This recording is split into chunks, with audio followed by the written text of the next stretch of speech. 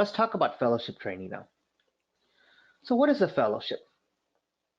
So a fellowship is a formal program of study of completed that's after a professional degree in relevant graduate education. That's what a fellowship is. Okay. So you have to finish in order to get a fellowship, you got to at least do 3 years. Okay.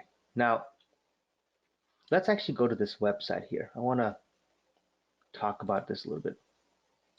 So this website right here, I hope everyone can see this. If it's too small, let me know. This is the ERAS participating specialties and programs. Okay. So if you go to this website, you can pretty much see all the fellowships over here that they're offering at this moment. Okay.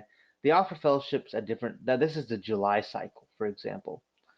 You can see adolescent medicine, adult congenital heart disease, clinical informatics, endocrinology, and so forth. So you basically click on this, and then they tell you pretty much which state has this program.